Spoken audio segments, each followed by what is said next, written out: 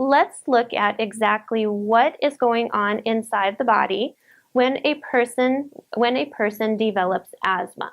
And so as you can see here, when we look at the symptoms of asthma, we have a person who gets exposed to some proteins, and they're normally going to be airborne types of proteins. And I've listed off a few examples for you here. So I've listed off pollens, okay? And these pollens can be associated with grass, they can be associated with weeds, they can be associated with trees. So it's any types of pollen that can get aerosolized into the air. We also have molds. And so people can become sensitized to different types of molds, but the one mold that tends to cause more problems with people with asthma is Alternaria, which is very, very commonly found in our environment. Dander.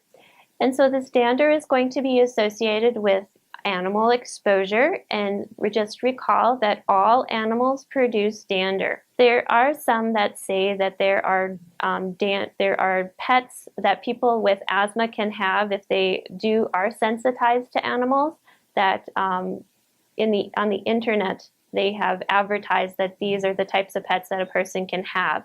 However, those pets tend to produce less dander. However, there are other proteins that a person can be exposed to, and those happen to be the saliva of animals as well as the urine. And so even though they may be considered low dander pets, they have the saliva and they have the urine, which a person can be exposed to, which then can precipitate the asthma symptoms. So there is no sort of pet that if a person does have symptoms with that pet, that they can have.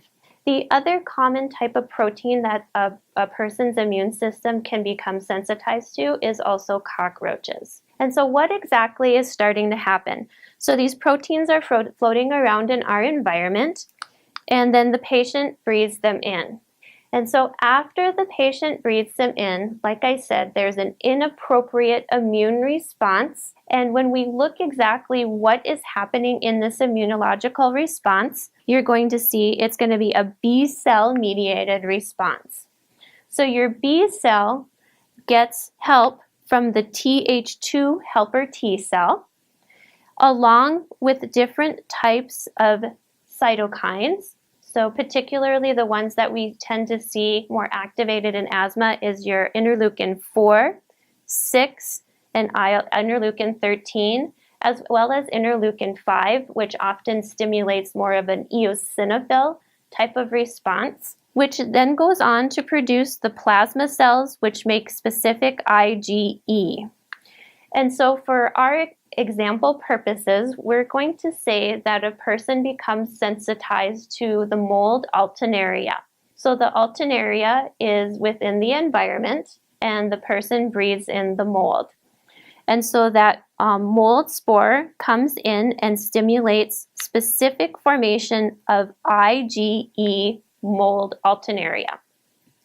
These now preformed IgE attach primarily to mast cells, and at this point it kind of primes that person upon re-exposure to then have symptoms of asthma. So while the immune system is being inappropriately stimulated for the very first time, a person may not even recognize that they're developing asthma, because in this type of situation, when they're being sensitized, they will be asymptomatic, which means that they will not have any of the common breathing symptoms that we would normally see with asthma.